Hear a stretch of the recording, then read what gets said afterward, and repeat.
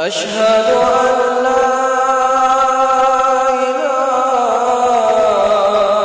إلا الله.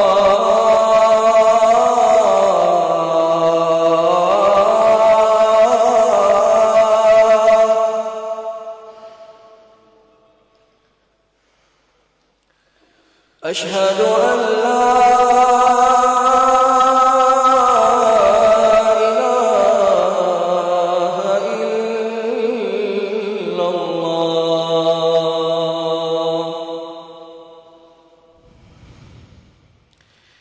أشهد أن محمدًا رسول الله.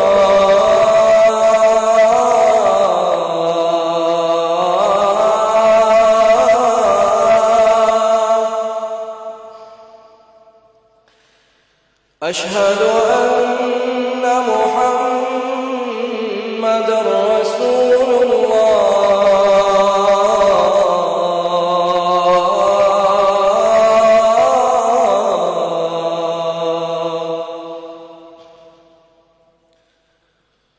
حي على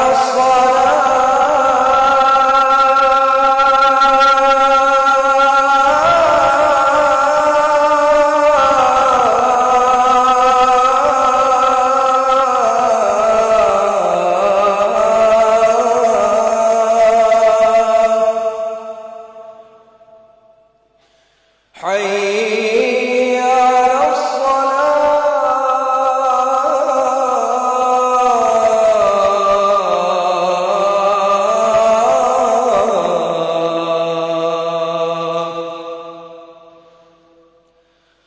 حي على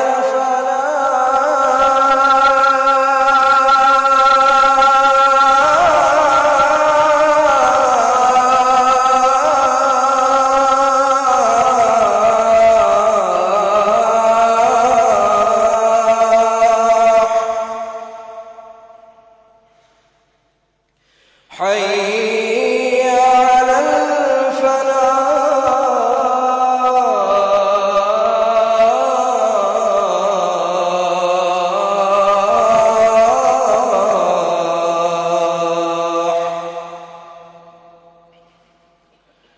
الله أكبر الله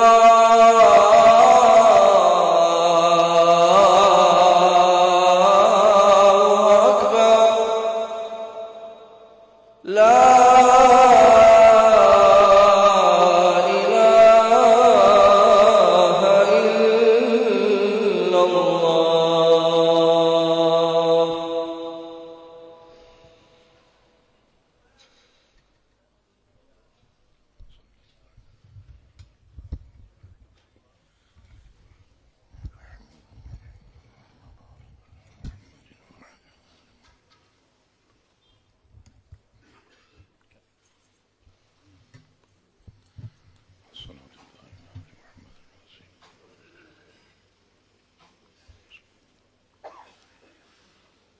إن الحمد لله نحمده ونستعينه ونستغفره ونعوذ بالله من شرور أنفسنا ومن سيئات أعمالنا. من يهده الله فلا مضل له ومن يضلل فلا هادي له. وأشهد أن لا إله إلا الله وحده لا شريك له وأشهد أن محمدا عبده ورسوله. يا أيها الذين آمنوا اتقوا الله حق تقاته ولا تموتن إلا وأنتم مسلمون.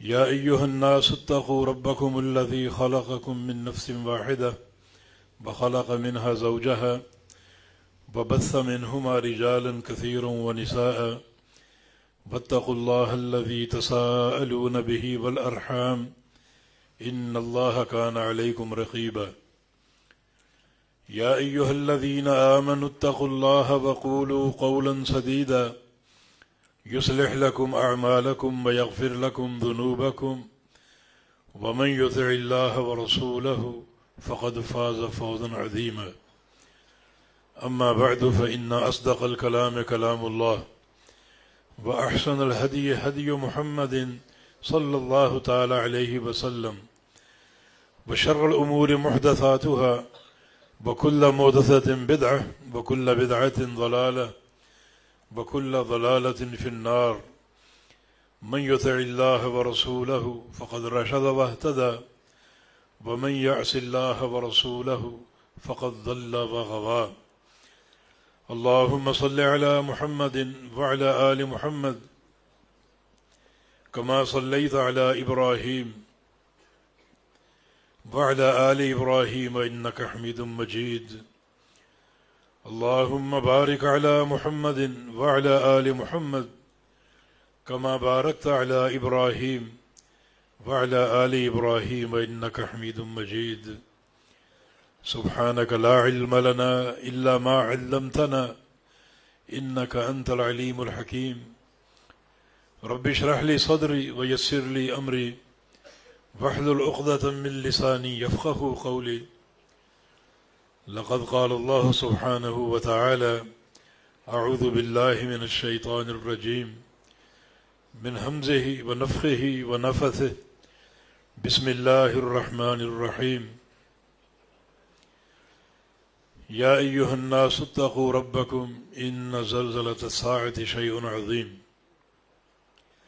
وقال رسول الله صلى الله تعالى عليه وسلم أوصيكم بتقوى الله والسمع والطاعة ولو أمر عليكم عبد حبشي فإنه من يعش منكم بعدي فسيرى اختلافا كثيرا فعليكم بسنتي وسنة الخلفاء الراشدين المهديين تمسكوا بها وعضوا عليها بالنواجذ وإياكم بمحدثات الأمور فإن كل محدثة بدعة أو كما قال صلى الله تعالى عليه وسلم رسول کریم صلی اللہ علیہ وسلم کی وصیتیں، یہ ہمارا موضوع چل رہا ہے۔ وصیت سے مراد وہ حکم ہے جو ایک بندہ بڑے اہم موقع پر جاری کرتا ہے، یا وفات کے وقت یا کسی بڑے سفر کے لیے روانگی کے وقت، اور وہ بہت ہی جامع باتیں ہوتی ہیں اور انتہائی قابل توجہ ہوتی ہیں۔ وصیت اگر محمد الرسول اللہ صلی اللہ علیہ وسلم فرمائیں تو یقیناً پوری امت کو ان پر توجہ دینے کی ضرورت ہے اور ان پر پوری طرح عملی جامہ پہنانے کی ضرورت ہے، کیونکہ وہ باتیں دنیا اور آخرت کے لیے نفع بخش ہیں، کامیابی کے حصول کے لیے انتہائی ضروری ہیں۔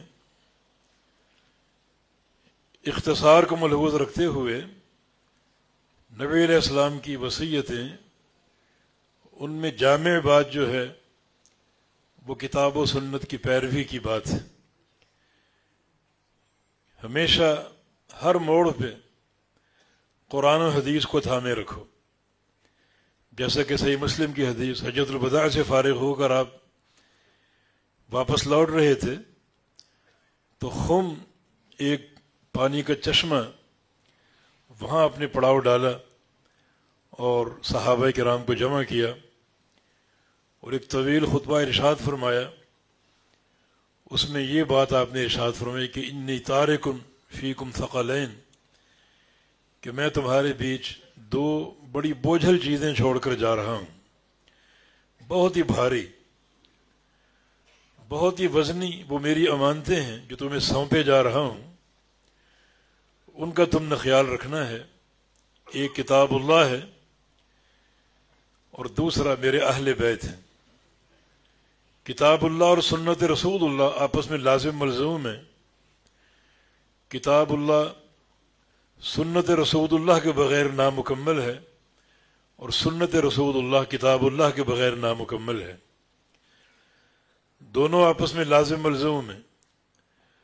اور ساتھ ساتھ میرے اہل بیت، کیونکہ میری نبوت کا بہت سا علم اہل بیت کے توسط سے آپ تک پہنچے گا. نبی علیہ السلام کی اہلیہ محترمہ عائشہ صدیقہ رضی اللہ عنہا ام المومنین، صرف انہی سے تقریباً 2000 حدیثیں مروی ہیں. ان میں سے بیشتر احادیث گھر کے امور کے تعلق سے اور رات کے امور کے تعلق سے ہیں. تو اہل بیت کو بھی لازم پکڑ لینا تاکہ ان کے توسط سے آنے والا علم تم تک پہنچ جائے. تو یہ آپ کے آخری عمر کے حصے کی باتیں ہیں کہ آپ نے وحی الہی اور کتاب و سنت کے ساتھ تمسک کی بات کی اور اس کو مضبوطی سے تھام لینے کی بات کی. اسی طرح بخاری مسلم کی وہ حدیث جس میں آپ صلی اللہ علیہ وسلم گھر سے نکلے اور آپ نے تمام فوت شدگان اور زندہ لوگوں کو الوداع کہا، اس میں بھی آپ نے جو جامع بات کی وہ یہ کی کہ ان موعدکم الحوض، میری تمہاری ملاقات حوض کوثر پہ ہوگی. رحلت کا وقت قریب آ چکا اور حوض کوثر ہمارا موعد ہے. یہ حوض کوثر کیا ہے؟ ایک حوض جو جنت کے پانی سے بھرا جائے گا، جس کی صفات نبی علیہ السلام نے بیان کی کہ ماؤہ احلی من العسل وابیض من اللبن وابرد من الثلج، کہ اس کا پانی دودھ سے زیادہ سفید، برف سے زیادہ ٹھنڈا اور شہد سے زیادہ میٹھا ہوگا. وہاں ہماری تمہاری ملاقات ہوگی، وہ ہمارا موعد ہے اور وہاں ملاقات ہونی چاہیے. اس میں وصیت کا پہلو کیا ہے؟ وصیت کا پہلو یہ ہے کہ حوض کوثر سے وہ لوگ دھتکار دیے جائیں گے جن کے عمل کی اساس کتاب و سنت نہ ہوئی. بدعت کا ارتکاب کرنے والے حوض کوثر سے دھتکار دیے جائیں گے. چنانچہ صحیح بخاری کے حدیث کے مطابق ایک بڑی جماعت حوض کوثر کی طرف بڑھے گی اور انہیں وہاں پہنچنے سے قبل ہی گرفتار کر لیا جائے گا اور ان کا راستہ روک لیا جائے گا. آپ فرمائیں گے امتی امتی، یہ تو میری امت کے لوگ ہیں، انہیں کیوں روکا گیا؟ جبریل امین فرمائیں گے کہ انک لا تدری ما احدثوا بعدک، آپ نہیں جانتے انہوں نے آپ کے بعد کس قسم کی بدعات جاری کی، اس دین میں نئے نئے شوشے چھوڑے، بدعات کا ارتکاب کیا. یہ لوگ حوض کوثر کا پانی پینے کے قابل نہیں ہیں، یہ کامیابی کے مستحق نہیں ہیں. اور تب رسول اللہ صلی اللہ علیہ وسلم ارشاد فرمائیں گے سحقاً سحقاً لمن غیر بعدی، جن لوگوں نے میرے بعد میرے دین کو تبدیل کر دیا، بدعات کو جاری کر کے اور نئے نئے امور پیدا کر کے انہیں مجھ سے دور کر دیا جائے، دھتکار دیا جائے. چنانچہ وہ دھتکار دیے جائیں گے. تو رسول اللہ صلی اللہ علیہ وسلم کی اس وصیت میں کہ ان موعدکم الحوض، کہ تمہارا میرا موعد جو ہے وہ حوض کوثر ہے، حوض کوثر پہ ملاقات کی تیاری کی ترغیب ہے. اور یہ تیاری کتاب و سنت کو اپنانے کا نام ہے. اور ہر وہ چیز جو بدعت ہو، نئی چیز ہو، وہ حوض کوثر تک پہنچنے میں رکاوٹ ہوگی اور ملاقات نہ ہو سکے گی. تو اس موعد میں بھی، موعد کے تعین میں بھی در حقیقت کتاب و سنت ہی کی بات ہے اور پیغمبر علیہ السلام کے اتباع کی بات ہے۔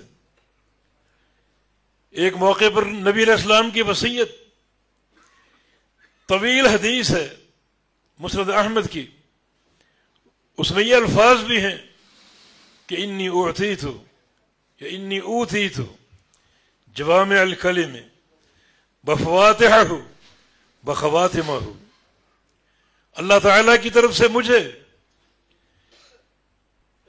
جو دین دیا گیا اس کا ایک ذخیرہ بہت بڑا میری احادیث ہیں۔ ان احادیث میں 3 انفرادی اور امتیازی پہلو ہیں، اور آپ نے یہ پہلو اس لیے بیان کیے تاکہ احادیث کے ساتھ تعلق کا شوق پیدا ہو۔ 3 امتیازات ہیں۔ نمبر 1 جوامع، جامع کی جمع، ایسے کلمات جو انتہائی جامع ہیں، چھوٹا سا جملہ بڑی بڑی کامیابیوں کو سمیٹنے کا ذریعہ بنتا ہے۔ انتہائی جامع احادیث، جامع بات کہنا، یہ اللہ تعالیٰ کی طرف سے مجھے ایک تحفہ ہدیت کیا گیا ہے۔ تو اگر احادیث کے ساتھ تعلق ہوگا تو بہت جامع حدیثیں آپ کو ملیں گی جو قرآن پاک سے حاصل نہیں ہوں گی، ان میں عمل کی ترغیب ہوگی۔ اب قرآن نے تو کہہ دیا بسم اللہ الرحمن الرحیم قل هو اللہ احد، یہ معرکۃ الآراء عقیدہ قرآن نے پیش کر دیا۔ اللہ تعالیٰ ایک ہے، اپنی ذات میں، اپنی صفات میں، اپنے افعال میں، اپنے معبود ہونے میں، وحدہ لا شریک لہ، بڑی جامع صورت ہے۔ مگر یہ آپ کو کس نے بتایا کہ یہ ایک ہی صورت 1/3 قرآن کے برابر؟ یہ آپ کو کیسے معلوم ہوا کہ اس صورت کو پڑھنے والا اللہ تعالیٰ کا محبوب ہو جاتا ہے؟ نبی علیہ السلام کے دور میں واقعات پیش آئے، بعض صحابہ کا تہجد کی نماز میں مسلسل سورہ اخلاص پڑھنا۔ ابو سعید خدری کی حدیث ہے، اور آپ نے فرمایا تھا کہ انہا لتعدل ثلث القرآن، یہ چھوٹی سی سورت 1/3 قرآن کے برابر، 3 بار پڑھ لو پورے قرآن کی تلاوت کا ثواب مل جاتا ہے۔ یہ بات کہاں سے معلوم ہوگی؟ یہ جوامع الکلم محمد الرسول اللہ صلی اللہ علیہ وسلم کی حدیثیں ہیں۔ اور ایک صحابی کے بارے میں فرمایا جو نماز کی ہر رکعت میں یہ سورہ اخلاص پڑھا کرتا تھا کہ اس سے پوچھو ایسا کیوں کرتا ہے؟ جب پوچھا گیا تو اس نے کہا کہ انی احبھا، مجھے اس سورت سے محبت، لأنہا صفت الرحمن، اس لیے کہ یہ سورت اول سے آخر تک رحمان کی صفات پر مشتمل۔ رسول اللہ صلی اللہ علیہ وسلم نے ارشاد فرمایا اس کو بتاؤ کہ ان اللہ یحبہ، صرف اس سورت کی محبت کی بنا پر اللہ تعالیٰ اس سے محبت کرنے لگا ہے۔ اور ایک حدیث میں حبک ایاہ ادخلک الجنہ، اس سورہ کی محبت نے تمہیں جنت میں داخل کر دیا، جنت میں پہنچا دیا۔ تو یہ واضح باتیں، یہ فضائل، یہ ترغیبات آپ کو کہاں سے ملیں گی؟ یقیناً تعلق بالحدیث، کہ آپ کے نبی کو جوامع الکلم دیے گئے ہیں، ایک چھوٹا سا جملہ جنت کو حاصل کرنے کا پروگرام بن سکتا ہے۔ مثال کے طور پہ نبی علیہ السلام کی حدیث ہے، آپ نے 73 فرقوں کا ذکر کیا۔ ان فرق کی تشخیص اور تعین میں علماء نے موٹی موٹی کتابیں لکھی ہیں۔ صحابہ نے ایک ہی بات پوچھی جب اللہ کے پیغمبر نے فرمایا کہ 72 فرقے جہنم میں جائیں گے، صرف ایک جنت میں جائے گا۔ پوچھا کہ من ہم یا رسول اللہ، وہ ایک جماعت کون سی ہے، وہ ایک فرقہ کون سا ہے جو جنت میں داخل ہوگا؟ ہمیں باقی 72 فرقوں سے کوئی سروکار نہیں۔ تو آپ نے کیا ارشاد فرمایا؟ صرف 3 لفظوں پر مشتمل ایک جملہ کہ ما انا علیہ واصحابی، یہ وہ لوگ ہیں جو اس چیز پر قائم ہوں جس پہ آج میں ہوں اور میرے صحابہ ہیں۔ اب سارے معاملات، وہ عبادت کے ہوں، عقیدے کے ہوں، معاملات کے ہوں، شادی بیاہ کے ہوں، تجارت کے ہوں، سیاست کے ہوں، اس ایک جملے پر پیش کر دو کہ اللہ کے پیارے پیغمبر کے دور میں کیا تھا، صحابہ کے دور میں کیا تھا۔ وہ سنہری دور حقانیت کا ترجمان ہے، اور اللہ کے پیارے پیغمبر نے ایک ہی چھوٹے سے جملے کو استعمال کر کے یہ پورا پروگرام سمجھا دیا۔ تو پیارے پیغمبر کو جوامع الکلم دیے گئے ہیں، پھر خواتم الکلم، ایسی احادیث جن کو آپ پڑھیں گے تو ان احادیث کی برکت سے، ان احادیث کو اپنانے کی برکت سے انسان کا خاتمہ دین پر ہوگا، اللہ تعالیٰ کی رضا پر ہوگا، اور اس کا خاتمہ انتہائی بہترین ہوگا۔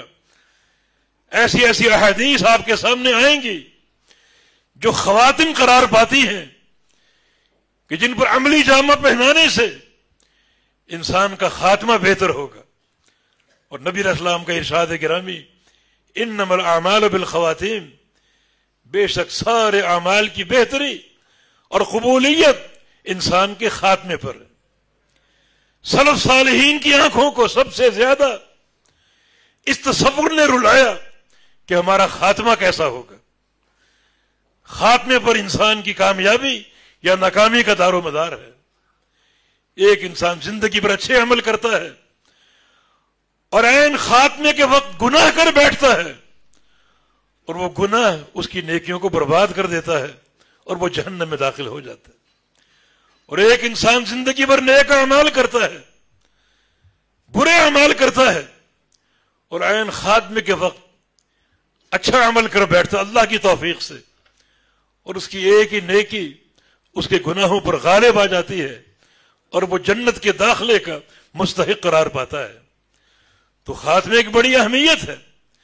فرمایا کہ مجھے خواتم الکلم دیے گئے ہیں۔ اگر آپ حدیث پہ ارتکاز کریں گے، احادیث کو پڑھیں گے، احادیث کو کے دروس لیں گے، تو یقیناً آپ کے سامنے ایسی احادیث کا ایک ذخیرہ آئے گا جو خاتمے کی بہتری کی علامت ہوگا، جسے اپنا لینے سے انسان کا خاتمہ ایمان پر، توحید پر یقیناً ہوگا۔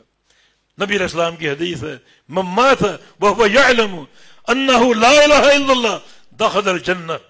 جس شخص کو موت سے قبل اس کلمے کا علم ہو جائے، لا الہ الا اللہ کا، یہ کلمہ زبان پر جاری ہو، تلفظ کی حد تک نہیں بلکہ پورے علم کے ساتھ، پوری بصیرت کے ساتھ اور پوری معرفت کے ساتھ، تو وہ انسان جنت میں داخل ہوگا۔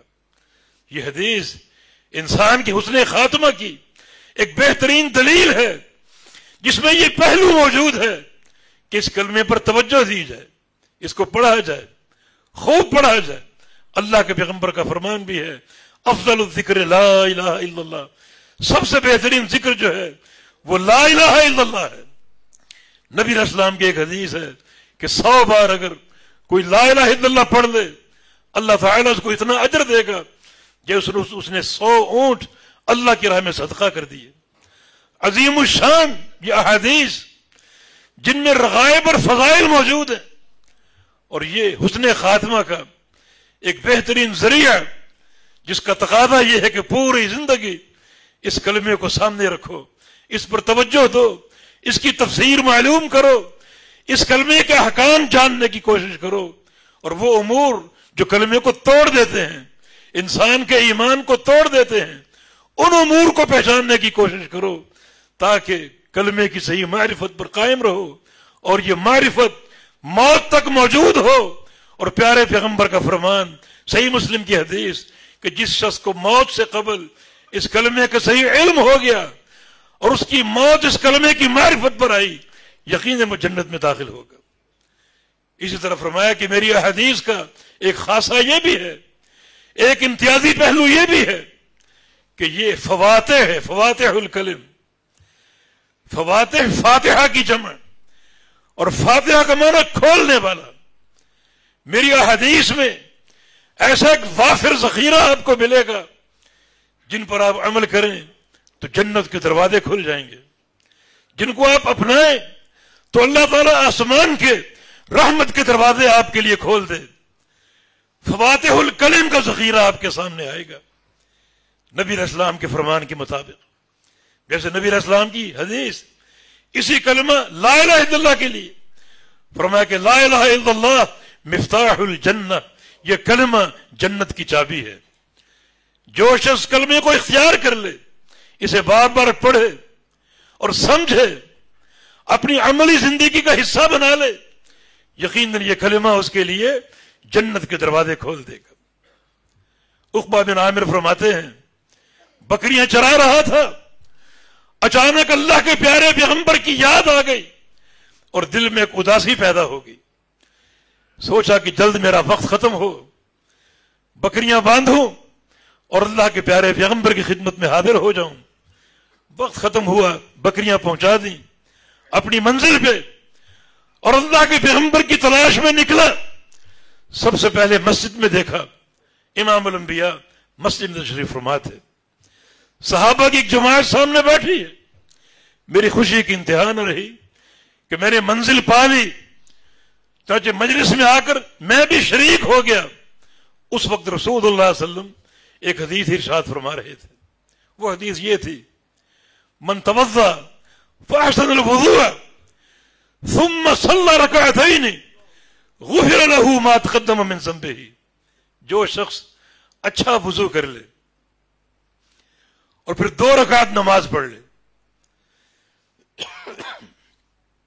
اللہ رب العزت اس عمل کی برکت سے اس کے سابقہ تمام گناہ معاف کر دے گا. عقبہ فرماتے ہیں کہ میں نے یہ سنا عشش کر بیٹھا کہ کیا یہ حدیث ہے، کیا دین کی سماحت اور برکت ہے. اچھا وضو، اچھے وضو سے مراد مسنون وضو. یہ کوئی اختلاف یا تعصب کی بات نہیں ہے. کچھ لوگ وضو کرتے ہیں اور الگ سے سر کا مسح کرنے کے بعد گردن پہ ہاتھ پھیرتے ہیں، یہ بدعت ہے، یہ ثابت نہیں. اور کچھ لوگ دوبارہ اپنے بازوؤں پر ہاتھ پھیرتے ہیں، یہ بدعت ہے. اگر آپ کے وضو میں یہ 2 بدعتیں شامل ہوں تو وضو قابل قبول نہیں ہے. اور یاد رکھو وضو نماز کی چابی. نماز کی صحت وضو کی صحت کے ساتھ مشروط ہے. نماز کی قبولیت وضو کی قبولیت کے ساتھ مشروط ہے. تو فرمایا جو وضو اچھا کر لے اور صرف 2 رکعت نماز پڑھ لے، اللہ رب العزت اس کے سابقہ تمام گناہ معاف کر دے گا. عقبہ بن عامر جھوم اٹھے شریعت کی اس وسعت پر، سماحت پر. تو کسی نے ان کی کمر پہ ہاتھ رکھا، جھانک کر دیکھا تو وہ امیر المومنین عمر ابن خطاب رضی اللہ عنہ تھے. انہوں نے کان میں کہا کہ عقبہ اس حدیث کو سن کر تم جھوم اٹھے، تمہاری آمد سے قبل اللہ کے پیارے پیغمبر نے ایک اور حدیث بیان کی تھی، اگر وہ سن لو تو کیا حال ہوگا تمہارا. عرض کیا کہ سنا. وہ حدیث کیا تھی؟ فرمایا کہ رسول اللہ صلی اللہ علیہ وسلم نے ارشاد فرمایا تھا من توضأ ثم قال اشهد ان لا اله الا الله وحده لا شريك له واشهد ان محمدا عبده ورسوله فتحت له ابواب الجنة الثمانية. جو شخص وضو کر لے اور یہ دعا پڑھ لے، یہ اللہ کا ذکر کر لے، اشہد ان لا الہ الا اللہ وحدہ لا شریک لہ واشہد ان محمدا عبدہ ورسولہ، وضو کے بعد یہ الفاظ کہہ دے، اللہ تعالیٰ اس بندے کے لیے جنت کے 8 دروازے کھول دے گا. فواتح، اللہ کے پیارے پیغمبر کی حدیثیں فواتح کا درجہ رکھتے ہیں. آپ ان کو پڑھیں غور سے، توجہ سے، اخلاص نیت کے ساتھ، تو ایسی احادیث کا ذخیرہ آپ کے سامنے آئے گا جو فواتح ہوں گی، رحمت کے دروازے کھولنے والی اور جنت کے دروازے کھولنے والی. ایک خاتون اگر جامع ترمذی پڑھے تو یہ حدیث اس کی نگاہ سے ضرور گزرے گی. المرأة اذا صلت خمسها وصامت شهرها واطاعت بعلها وحفظت فرجها فلتدخل من ای ابواب الجنت الثمانیۃ شاءت. ایک عورت اگر 5 نمازوں کی پابندی کر لے، رمضان کے روزے رکھ لے، شوہر کی فرما برداری کر لے اور اپنی عزت کی حفاظت کر لے، اللہ اس خاتون کے لیے قیامت کے دن جنت کے 8 دروازے کھول دے گا، جہاں سے چاہو داخل ہو جاؤ. فواتح، اللہ کے پیارے پیغمبر کی احادیث کی یہ خاصیت کہ وہ فواتح الکلم ہے. اگر آپ پڑھیں گے، پڑھتے رہیں گے، علماء سے استفادہ کرتے رہیں گے، تو اس نوعیت کی بہت سی حدیثیں آپ کی نظر سے گزریں گی جو جامع بھی ہوں گی، خواتم بھی ہوں گی اور فواتح بھی ہوں گی. اور یہ بات رسول اللہ صلی اللہ علیہ وسلم نے اپنی زندگی کے آخری دور میں فرمائی تھی. ایک وصیت کا اور بڑا اہم موقع، جس وصیت کا وقت معلوم نہیں ہے، ارباز ابن ساریہ کی حدیث ہے. یہ وصیت بطور وصیت آپ نے ارشاد فرمائی. یہ حدیث ایک وصیت ہے، اللہ کے پیارے پیغمبر کی جامع وصیت پر مشتمل ہے. ارباز ابن ساریہ فرماتے ہیں کہ نبی علیہ السلام نے ایک بار خطبہ ارشاد فرمایا، اور ایک حدیث میں یہ وضاحت ہے کہ یہ خطبہ آپ نے فجر کی نماز کے بعد دیا. اتنا مؤثر خطبہ کہ ظرفت منہ العیون وجلت منہ القلوب. اس خطبے کو سن کر دل نرم پڑ گئے اور آنکھوں سے آنسو جاری ہو گئے. تمام صحابہ رو رہے تھے، اپنے سر جھکا کے رو رہے تھے، رونگٹے کھڑے ہو گئے، دل نرم ہو گئے. یہ اللہ کے پیارے پیغمبر کے خطبے کی شان ہے، اور خطبہ اسی چیز کا نام ہے. یاد رکھو، یہ درس یا خطبے کی مجلس یا واعظ کی مجلس ہنسی مذاق نہیں ہے. ہنسنا اور ہنسانا اپنا ایک شعار بنا لیا جائے اور لوگ باتیں کریں کہ فلاں کی تقریر اتنی کامیاب تھی، ہنس ہنس کے پیٹ میں بل پڑ گئے. نبی علیہ السلام کے خطبے کی شان آپ نے سن لی، رونگٹے کھڑے ہو گئے، آنکھوں سے آنسو جاری ہو گئے. نبی علیہ السلام کا تو ارشاد ہے کہ انی لآخذ بحجرکم عن النار وانتم تقحمون فیہا. جب میں خطبہ دیتا ہوں میری خواہش ہوتی ہے کہ ابھی تم کو پکڑ لوں، تمہاری پشتوں سے تمہیں جہنم سے کھینچ کر نکال لوں. یہ سوچ کر خطبہ دیتا ہوں تاکہ دل نرم ہو جائے اور تم جہنم کی آگ سے باہر آ جاؤ، جہنم کی گرفت سے بچ جاؤ. خطبے کے وقت میری یہ خواہش ہوتی ہے کہ تمہیں تمہاری پشتوں سے پکڑ کر ابھی جہنم سے باہر نکال لوں. جب یہ کیفیت ہوگی تو وہاں ہنسنے ہنسانے کی گنجائش ہوگی، وہاں لطیفوں اور قصوں کہانی کی گنجائش ہوگی. وہ خطبہ تو خالص نصوص پر، کتاب و سنت کے فرامین پر مشتمل ہوگا. چنانچہ آج آپ نے خطبہ ارشاد فرمایا، صحابہ خوب روئے. جب تشریف فرما ہوئے تو ایک صحابی نے یہ بات کہہ ڈالی کہ کأنها موعظۃ مودع فماذا تعهد الینا یا رسول اللہ. لگتا ہے کہ یہ آپ کی آخری نصیحت ہے. اتنی تاثیر، اس قدر جامعیت، لگتا ہے کہ آپ کا آخری خطبہ ہے یہ. اس کے بعد آپ کو خطبہ ارشاد فرمانے کا موقع نہیں ملے گا. اگر ہم یہ تصور کر لیں کہ وقت اخیر آ پہنچا، جدائی کا وقت آ پہنچا، تو ماذا تعهد الینا، اس مناسبت سے آپ کی وصیت کیا ہوگی، پوری امت کے لیے پیغام کیا ہوگا. اب یہ مجلس آپ پر واضح ہو گئی، نبی علیہ السلام سے آپ کی وصیت معلوم کی گئی، آپ کا آخری پیغام جانا گیا جو پوری امت کے لیے ہو. تو آپ نے 4 باتیں ارشاد فرمائی. اوصیکم بتقوی اللہ، میں تمہیں تقوی اختیار کرنے کی وصیت کرتا ہوں. اور ایک حدیث میں فی السر والعلن، تنہائی میں بھی تقوی اختیار کرو اور لوگوں کے سامنے بھی تقوی اختیار کرو. اتق اللہ حیثما کنت، جہاں بھی رہو، جہاں بھی جاؤ تقوی اختیار کیے رہو.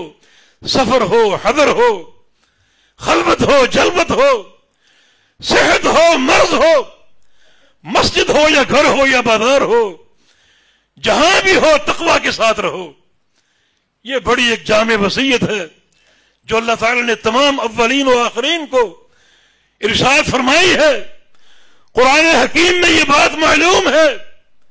وَلَقَدْ وَصَّيْنَا الَّذِينَ أُوتُوا الْكِتَابَ مِنْ قَبْلِكُمْ وَإِيَّاكُمْ أَنِ اتَّقُوا اللَّهَ کہ تم سے پہلے ہم نے جس قوم کو کتاب دی، شریعت دی، یہ دین دیا، اس قوم کو بھی اور تمہیں بھی ایک ہی وصیت کر رہے ہیں کہ اللہ کا تقوی اختیار کر لو.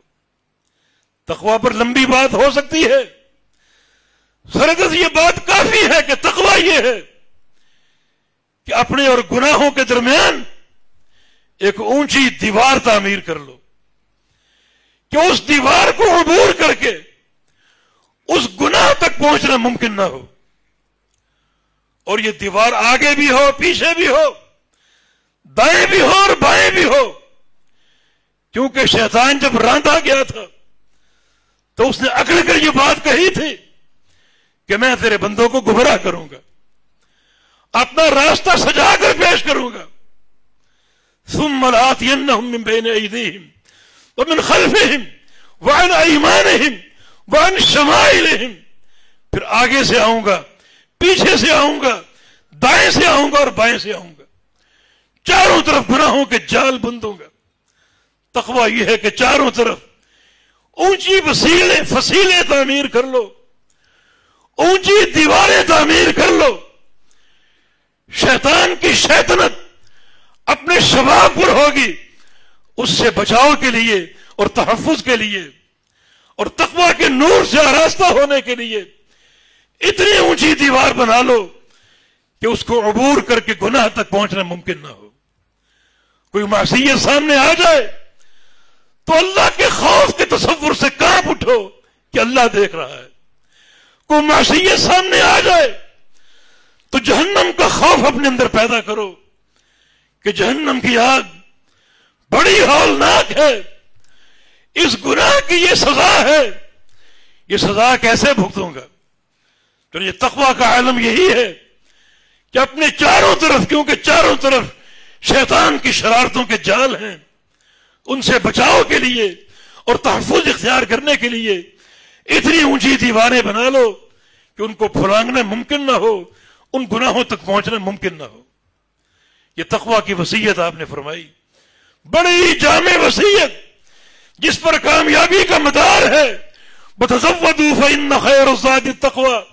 زاد راہ جمع کر لو، زاد راہ تیار کر لو. اور ہم آپ کو بتا رہے ہیں کہ سب سے بہترین زاد راہ جو ہے وہ تقوی ہے. یا ایھا الناس اتقوا ربکم ان زلزلۃ الساعۃ شیء عظیم. لوگو تقوی اختیار کر لو، اپنے اندر تقوی پیدا کر لو. تمہیں ہم بتا رہے ہیں کہ قیامت کا زلزلہ اور قیامت کی ہولناکی تمہارے لیے ناقابل برداشت ہوگی. بچاؤ کے لیے تقوی ضروری ہے. اور تقوی کیا ہے؟ ایک ایسی اونچی دیوار کا نام ہے جو تمہارے اور تمہاری معصیتوں اور گناہوں کے بیچ میں حائل ہو جائے. یہ پیارے پیغمبر کی پہلی وصیت ہے، تقوی کی وصیت، اتنی جامع وصیت جو تمام دنیا اور آخرت کی کامیابیوں کا مرکز ہے. سورہ طلاق میں اللہ تعالیٰ نے تقوی کے 4 فائدے ذکر کیے. وَمَن يَتَّقِ اللَّهَ يَجْعَلْ لَهُ مِنْ أَمْرِهِ يُسْرًا. جو تقوی اختیار کرے گا اللہ اس کے سارے کام آسان کر دے گا. وَمَن يَتَّقِ اللَّهَ يَجْعَلْ لَهُ مَخْرَجًا وَيَرْزُقْهُ مِنْ حَيْثُ لَا يَحْتَسِبُ. جو تقوی اختیار کرے گا اللہ تعالیٰ اسے ہر مشن میں نکلنے کا راستہ عطا فرما دے گا. جو بھی کام شروع کرو گے رکاوٹیں آئیں گی، اللہ تعالیٰ تقوی کی برکت سے تمہیں نجات کا اور نکلنے کا راستہ مہیا کر دے گا. اور ایسے مقام سے روزی دے گا جہاں تمہارا فہم و گمان بھی نہ ہو. تمہارے تصورات سے بڑھ کر، تخیلات سے بڑھ کر، تمہاری سوچ سے بڑھ کر تمہیں روزی دے گا اور ایسے مقام سے دے گا جہاں سے کچھ ملنے کا تمہیں تصور نہ ہو اور کوئی امید نہ ہو. وَمَن يَتَّقِ اللَّهَ يُكَفِّرْ عَنْهُ سَيِّئَاتِهِ وَيُعْظِمْ لَهُ أَجْرًا. جو تقوی اختیار کرے گا اللہ اس کے سارے گناہ معاف کر دے گا، بڑا اجر عظیم عطا فرمائے گا. دنیا بھی آ گئی، آخرت بھی آ گئی. سورہ مریم اللہ تعالیٰ کی رحمت کی صورت ہے جس کا آغاز اللہ تعالیٰ کی رحمت کے ذکر سے ہوا. بسم اللہ الرحمن الرحیم کافا یا عین صاد ذکر رحمت ربک عبدہ زکریا. یہ تیری رحمت، تیرے رب کی رحمت کا ذکر. رحمت سے سورت کا آغاز ہوا اور اللہ رب العزت نے اسے ایک سورت میں 60 کے قریب رحمت کے اسباب بیان کیے. 60 اسباب رحمت اس سورت میں بیان ہوئے ہیں جو توحید سے شروع ہوئے اور بہت سے اعمال پر مشتمل. ان اسباب رحمت میں اس سورت میں تقوی کا ذکر 7 مقام پر ہوا. مانا یہ بڑا مضبوط رحمت کا سبب ہے، حصول رحمت کا ذریعہ ہے. صرف 3 مقام سن لیجئے. تقوی کے 3 فائدے آپ کے سامنے آئیں گے. قیامت کے دن سب نے اپنے رب سے ملنا ہے، پوری زندگی کا حساب دینا ہے. ما منکم من احد الا وسیکلمہ ربہ ولیس بینہ وبینہ ترجمان. تم سب سے تمہارے رب نے باتیں کرنی ہیں اور اس طرح کرنی ہے کہ اللہ تعالی اور بندے کے درمیان کوئی ترجمان نہ ہوگا. سب نے ملنا ہے، سب نے پیش ہونا ہے. تقوی کی بہاریں وہاں کیا ہوں گی؟ وَنَحْشُرُ الْمُتَّقِينَ إِلَى الرَّحْمَنِ وَفْدًا. سب نے پیش ہونا ہے. کوئی ٹانگوں پر چل کر آئے گا اور کوئی سر کے بل چل کر آئے گا. اور متقین جو ہیں سواریوں پر سوار ہو کر رحمان پر پیش ہوں گے وفد کی صورت میں. وفد کا معنی شاہی وفد، جو شاہی مہمان ہوتے ہیں، مہمان خاص، اسے عربی میں وفد کہا جاتا ہے. تو یہ متقین جو ہیں رحمان کے خاص مہمان بن کر رحمان کے سامنے آئیں گے اور رحمان کے سامنے پیش ہوں گے. یہ تقوی کا فائدہ. دوسرا فائدہ قیامت کی ایک ہولناک تصویر. وَإِن مِّنكُمْ إِلَّا وَارِدُهَا كَانَ عَلَى رَبِّكَ حَتْمًا مَقْضِيًّا. پل صراط سے سب نے گزرنا ہے، جو ایک تیز دھار پل ہے، جہنم پر نصب ہے، جس کی کاٹ تلوار سے زیادہ اور باریکی بال سے باریک. اس پر سے سب نے گزرنا ہے.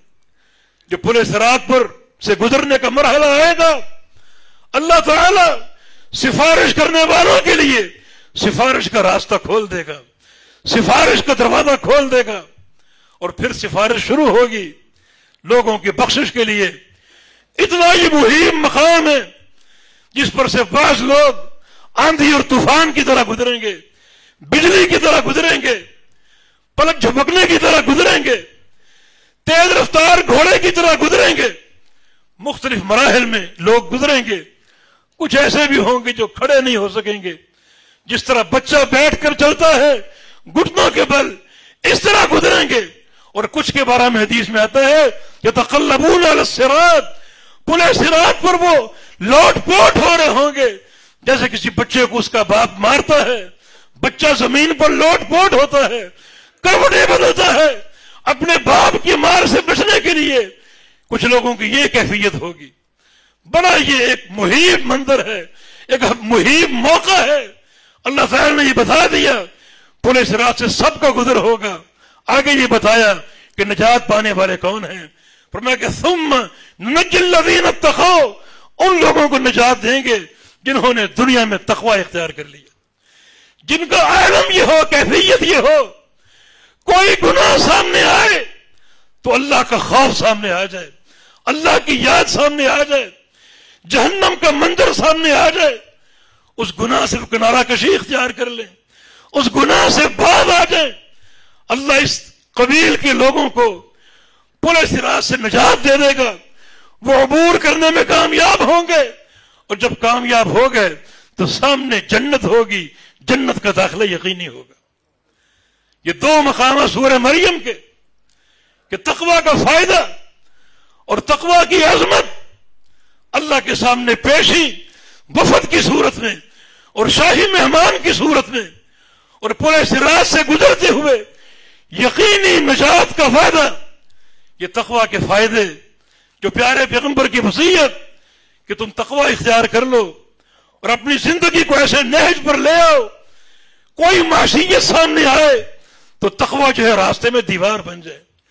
یوسف علیہ السلام کی سنت کی طرح جنہیں دعوت گناہ دی گئی، فرمایا کہ معاذ اللہ اللہ کی پناہ چاہتا ہوں، اس گناہ سے یکسر اعراض کیا، انحراف کیا، اس گناہ سے باز رہے، یہ حقیقی تقوی ہے جس کا صلہ اللہ کے ہاں کیا ہے؟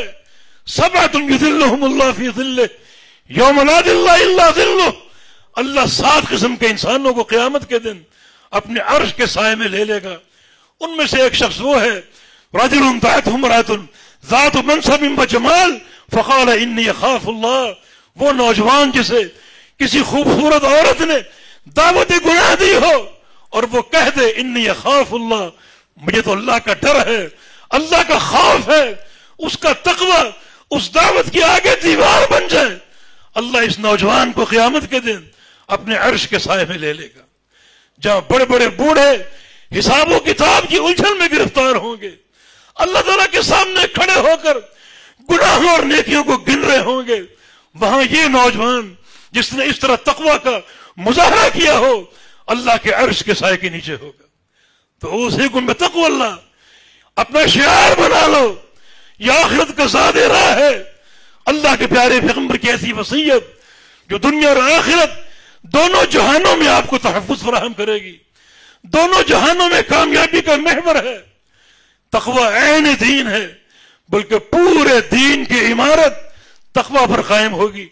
تقوی عقیدہ بھی ہے، تقوی شرک سے بچنے اور توحید کو اختیار کرنے کا نام ہے، تقوی گناہوں سے بچنے اور نیکیاں اختیار کرنے کا نام ہے، تقوی بدعت سے بچنے اور سنت کو اپنانے کا نام ہے۔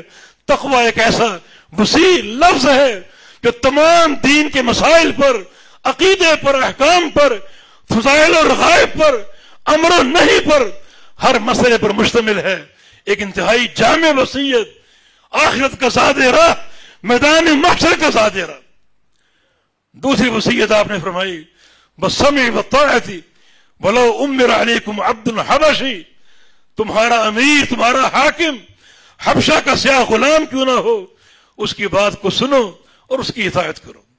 انما الطاعۃ فی المعروف، ہاں یہ بات ضرور ہے کہ اطاعت جو ہے وہ معروف میں ہے، منکر میں نہیں ہے۔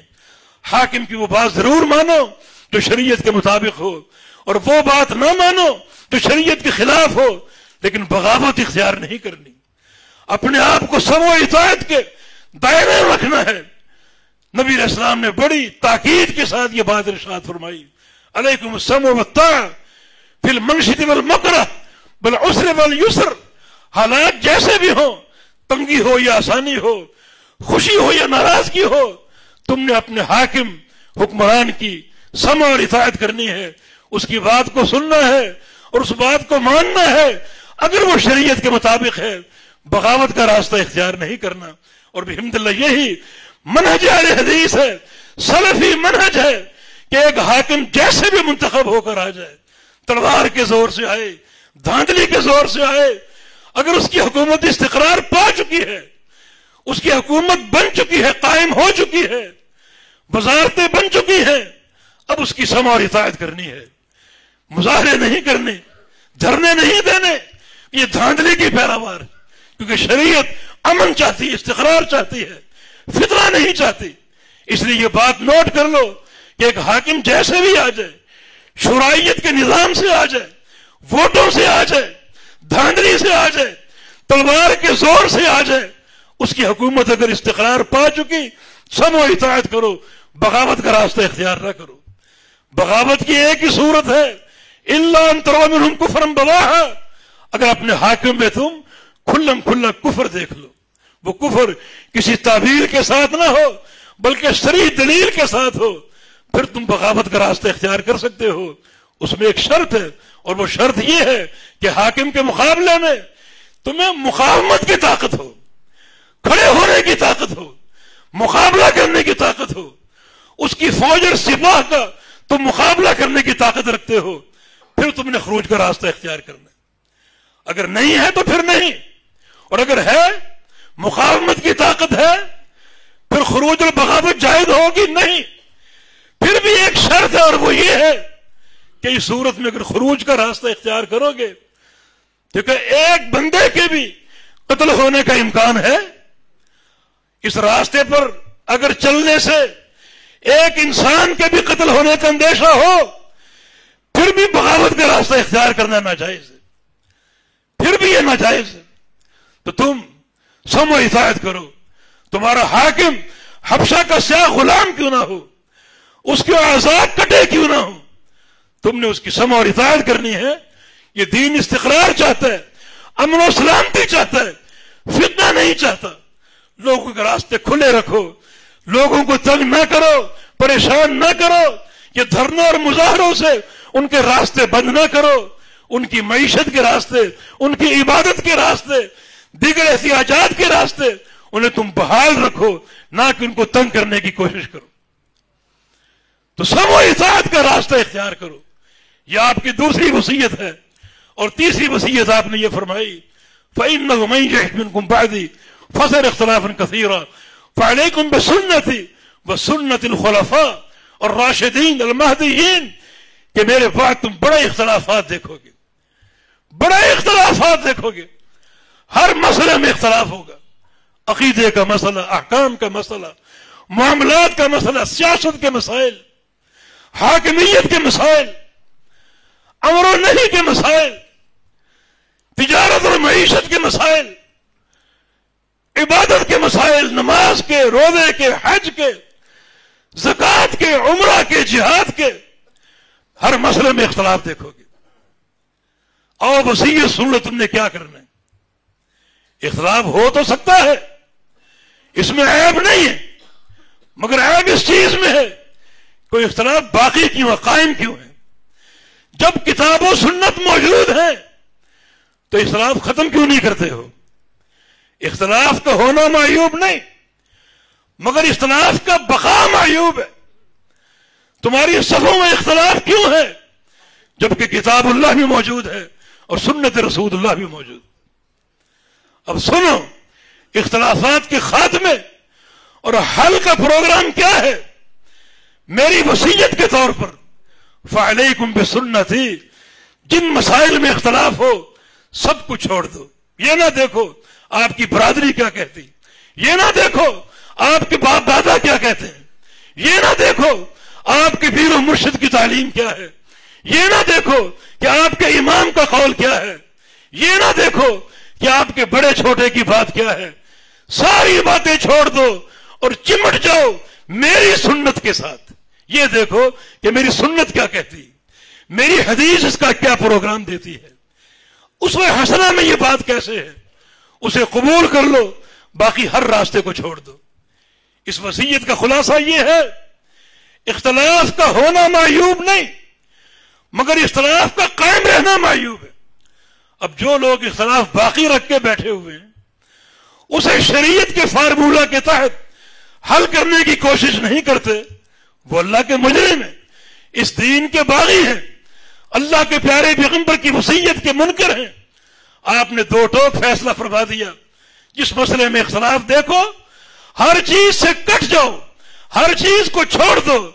کوئی شافعی ہے تو شافعی کے قول کو چھوڑ دے، کوئی مالکی ہے تو امام مالک کے قول کو چھوڑ دے، کوئی حنفی ہے تو امام ابو حنیفہ کے قول کو چھوڑ دے، کوئی حنبلی ہے تو امام احمد بن حنبل کے قول کو چھوڑ دے، کوئی سہروردی یا قادری ہے وہ اپنے ان پیروں کی باتوں کو چھوڑ دے. اور کیا چیز تھامے؟ فعلیکم بسنتی، میری سنت کو تھام لو، میری حدیث کو تھام لو. اختلافات کے خاتمے کا یہ واحد فارمولہ ہے، یہ واحد ایک حل ہے جس پہ اگر چلو گے تو اختلاف ختم ہوگا. اگر ایک حنفی حنفیت پر قائم ہے تو شافعی شافعیت پر قائم ہوگا. اختلاف کیسے ختم ہو؟ حنفی کی بات شافعی نہیں مانے گا اور شافعی کی بات حنفی نہیں مانے گا، مالکی کی بات حنبلی نہیں مانے گا، حنبلی کی بات مالکی نہیں مانے گا. لیکن اللہ کے پیارے پیغمبر کی سنت، سنت کی ہیبت، سنت کا مقام یہ ہے، حنفی ہو یا شافعی ہو، مالکی ہو یا حنبلی ہو، سب کے لیے فرض ہوگا کہ سب کچھ چھوڑ کر اللہ کے حبیب کی سنت کی اتباع کریں. تو دعوت بالکل واضح ہے، فارمولہ بالکل واضح ہے، کوئی اس میں جھول نہیں، کوئی خفا نہیں. فعلیکم بسنتی، میری سنت کو تھام لو. ہاں کچھ شخصیتیں ایسی ہیں جن شخصیتوں کو رسول اللہ صلی اللہ علیہ وسلم نے دو لقب دیے ہیں، وہ راشدین ہیں اور مہدیین ہیں. اللہ کے پیغمبر کے خلفاء ابو بکر صدیق رضی اللہ عنہ، عمر بن خطاب رضی اللہ عنہ، عثمان غنی رضی اللہ عنہ، علی بن ابی طالب رضی اللہ عنہ، یہ چاروں خلفاء اللہ کے پیارے پیغمبر نے فرمایا یہ راشدین ہیں، رشد پر ہیں، ہدایت پر ہیں، مہدیین ہیں، ہدایت یافتہ ہیں. یہ دو لقب دنیا کے اور کسی انسان کو حاصل نہیں. تو ان چاروں شخصیتوں کی بات جن پر یہ چاروں متفق ہوں اسے اختیار کر لو. اختلافات کا حل میری سنت میں اگر نہیں ملتا تو خلفاء راشدین کا قول جو راشدین بھی ہیں اور مہدیین بھی ہیں، ہدایت یافتہ ہیں، ہدایت پر قائم ہیں، جن کا ہدایت پر قائم ہونا یہ ضمانت اللہ کے پیارے پیغمبر دے رہے ہیں. اور یہ ضمانت کسی اور شخصیت کے لیے نہیں، نہ کسی محدث کے لیے، نہ کسی فقیہ کے لیے، نہ کسی امام کے لیے. یہ ضمانت صرف اور صرف ان چار خلفاء کے لیے ہے کہ تم ان کے قول کو جس پر یہ مجتمع ہو، جس پر ان کا اتفاق و اجماع ہو، اس قول کو لے لو اور اپنے اختلاف کو ان کے فرامین کی روشنی میں جو ہے وہ حل کرنے کی کوشش کرو. تو یہ آپ کی جامع وصیت.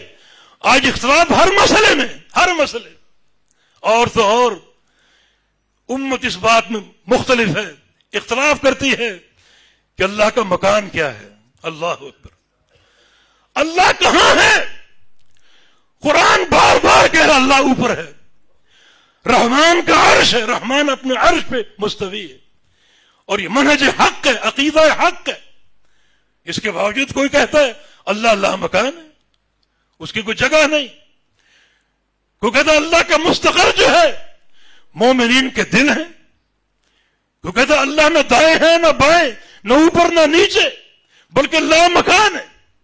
کوئی کہتا ہے ہر چیز میں، کوئی کہتا ہے ہر چیز میں حلول کیے ہوئے، اور کوئی کہتا ہے اللہ تعالی اپنی مخلوق میں مختلف ہے، اور کوئی کہتا ہے کہ خالق اور مخلوق کا ایک ہی وجود ہے. وحدت الوجود کا عقیدہ، وحدت الشہود کا عقیدہ، ایک مرکزی مسئلہ، اس میں بھی اختلاف ہے. تو پھر یہ امت رحمت کے قابل کیسے ہوگی جو اللہ کے مکان پر اختلاف کرتی؟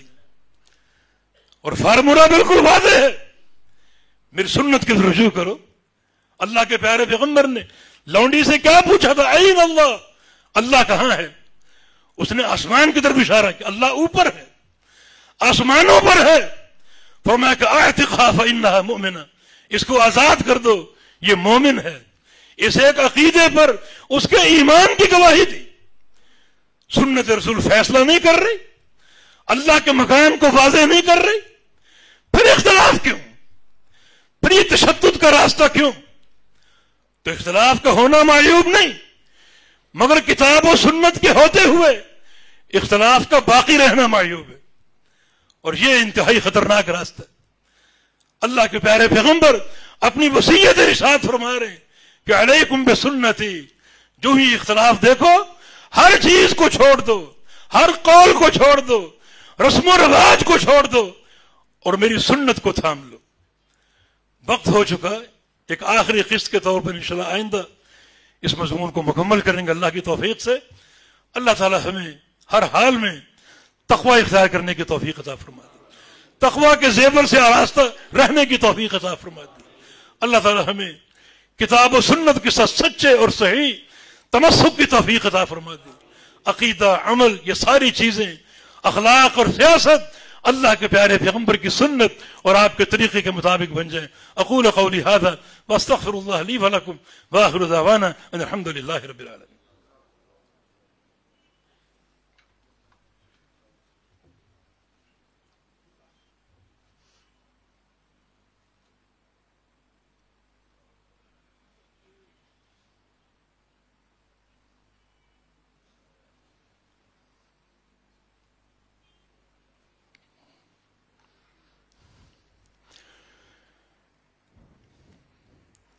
الحمد للہ والصلاة والسلام علی رسول اللہ وبعد. رسول کریم صلی اللہ علیہ وسلم کی حدیث اتق اللہ حیثما کنت، تو جہاں بھی ہو جہاں بھی رہے تقوی کے ساتھ رہ. تقوی کو اپنا شعار بنا لو اور ایک ایسی خصلت کے طور پہ قبول کر لو جو ہر حال میں آپ کے ساتھ ہو. تنہائی میں ہو تو تقوی ساتھ ہو. ان خلوت و جلوت کی زینت تقوی ہے. ایسا نہ ہو کہ لوگوں کے سامنے ایک پارسائی کا روپ ہو اور خلوت میں چن چن کر گناہ کرو. یہ تقوی نہیں ہے. نبی علیہ السلام کی حدیث ہے کہ ان اناسا من امتی یاتون یوم القیامہ باعمال کامثال جبال تہامہ. کچھ لوگ میری امت کی قیامت کے دن آئیں گے نیکیاں لے کر جن کی نیکیوں کا حجم اور وزن پہاڑوں کے برابر ہوگا. ایک پہاڑ نہیں، دو پہاڑ نہیں، بلکہ تہامہ ایک پہاڑی سلسلہ.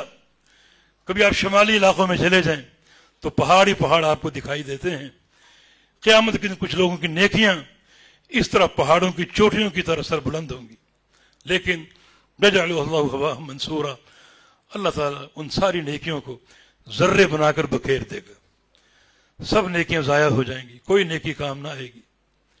صحابہ نے پوچھا یا رسول اللہ صلی اللہ علیہ وسلم بتائیے یہ کون لوگ ہیں تاکہ ہم ان سے بچ سکیں اور وہ ان کا منہج اختیار نہ کر سکیں.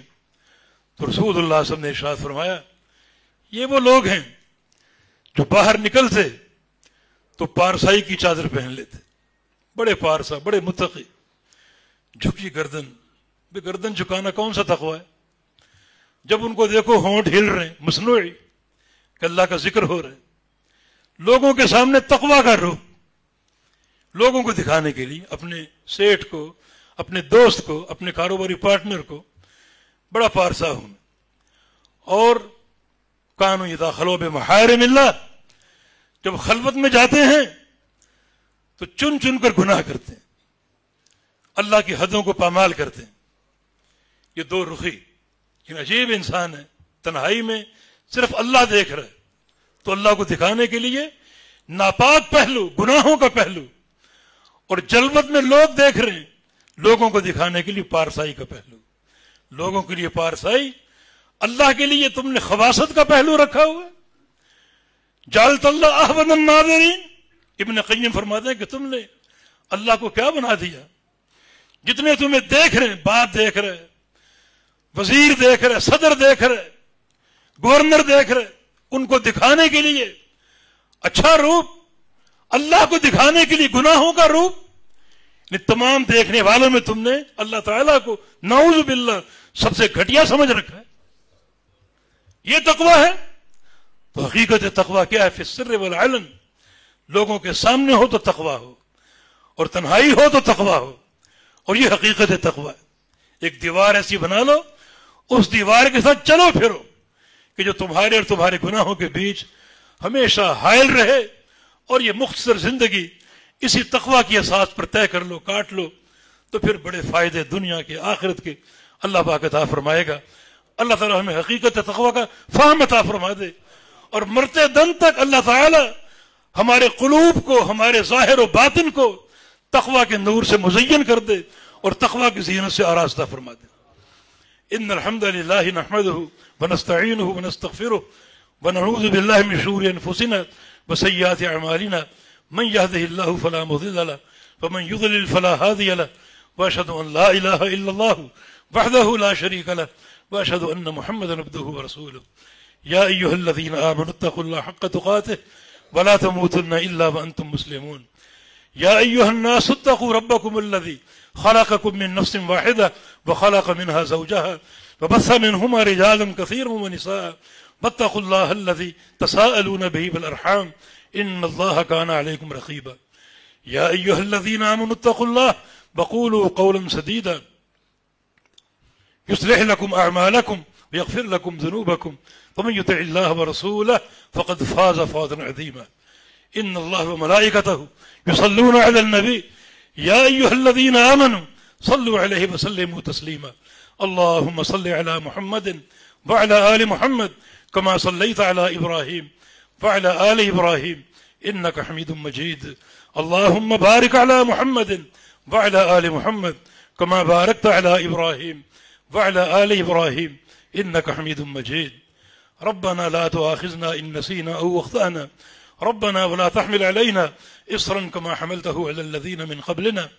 ربنا ولا تحملنا ما لا طاقة لنا به واعف عنا واغفر لنا وارحمنا أنت مولانا فانصرنا على القوم الكافرين. رب اغفر وارحم وانت خير الراحمين. اللهم انصر الاسلام والمسلمين. اللهم انصر من نصر دين محمد صلى الله عليه وسلم واجعلنا منهم، واخذل من خذل دين محمد صلى الله عليه وسلم ولا تجعلنا منهم. ربنا تقبل منا انك انت السميع العليم وتب علينا انك انت التواب الرحيم برحمتك يا ارحم الراحمين. وصلى الله على النبي.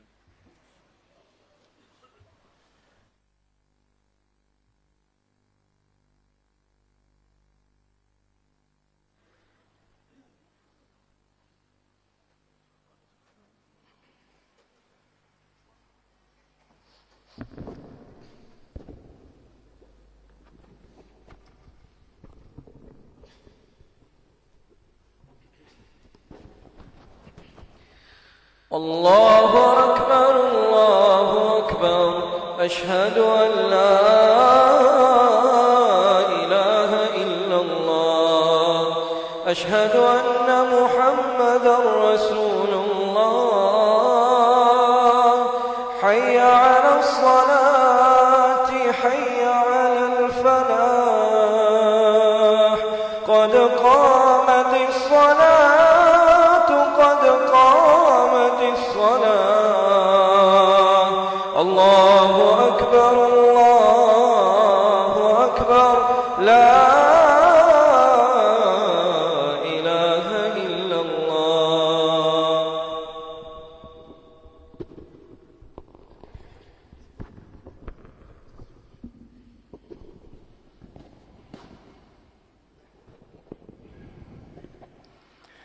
مل جائیے صرف درست کر لیجیے.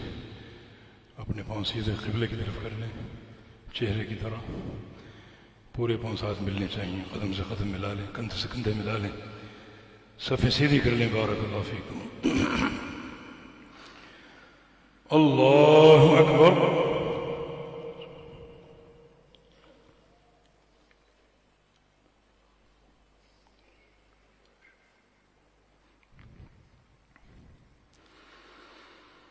بسم الله الرحمن الرحيم. الحمد لله رب العالمين الرحمن الرحيم مالك يوم الدين إياك نعبد وإياك نستعين اهدنا الصراط المستقيم صراط الذين أنعمت عليهم غير المغضوب عليهم ولا الضالين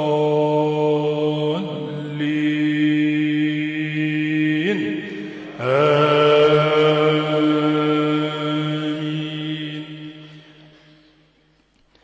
بسم الله الرحمن الرحيم.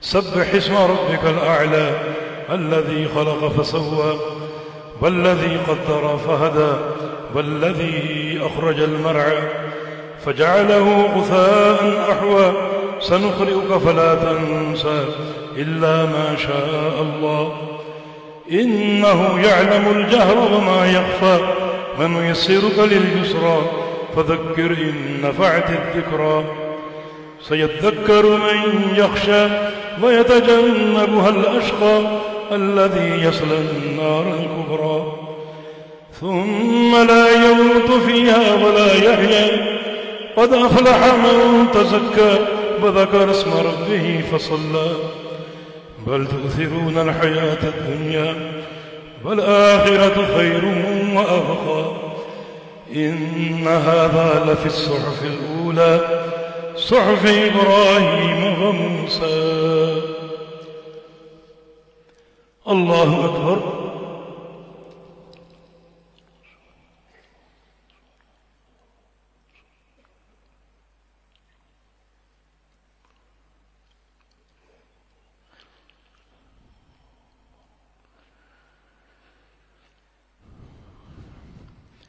سمع الله لمن حمده. الله حمدا كثيرا طيبا.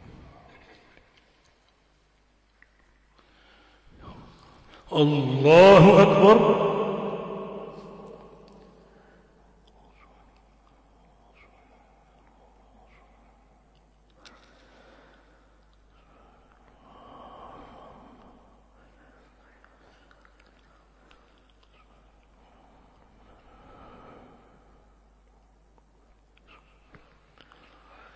الله أكبر.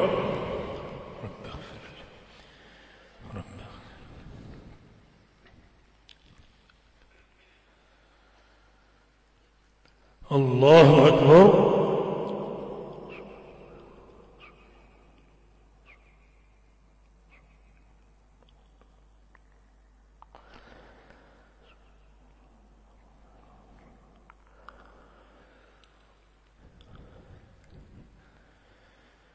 الله أكبر.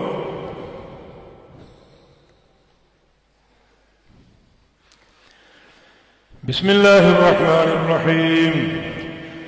الحمد لله رب العالمين الرحمن الرحيم مالك يوم الدين. إياك نعبد وإياك نستعين. اهدنا الصراط المستقيم صراط الذين أنعمت عليهم غير المغضوب عليهم ولا الضالين.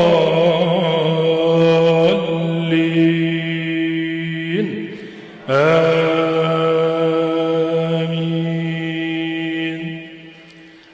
بسم الله الرحمن الرحيم. هل أتاك حديث الغاشية؟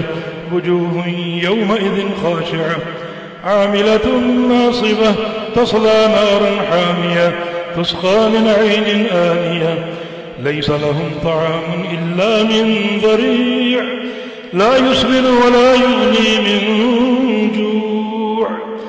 وجوه يومئذ ناعمة لسعيها راضية في جنة عالية لا تسمع فيها لاغية فيها عين جارية فيها سرر مرفوعة وأكواب موضوعة ونمارق مصفوفة وزرابي مبثوثة. أفلا ينظرون إلى الإبل كيف خلقت وإلى السماء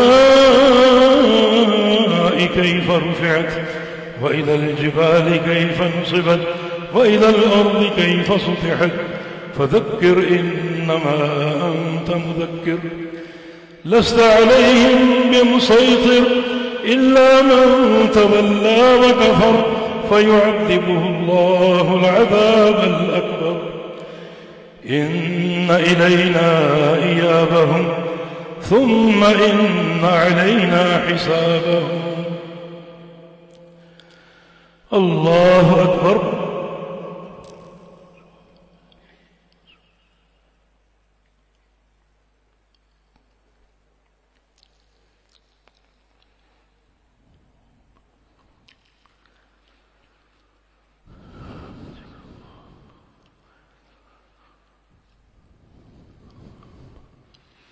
سمع الله لمن حمده. حمدا كثيرا طيبا مباركا عليه. الله أكبر.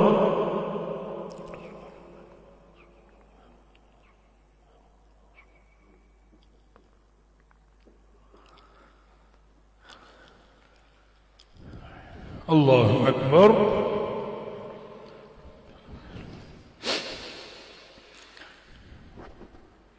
رب اغفر لي.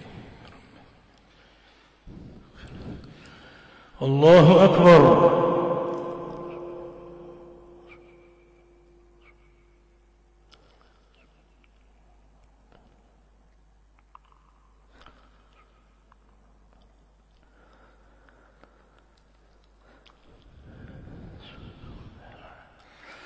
الله أكبر.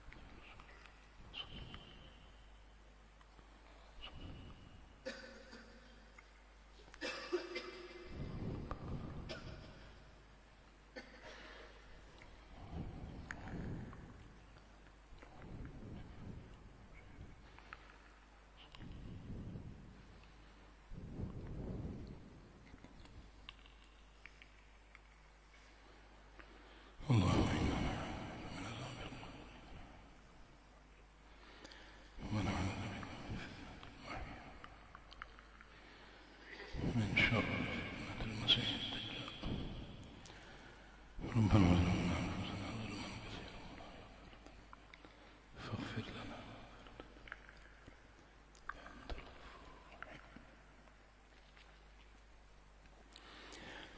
علیکم ورحمۃ اللہ.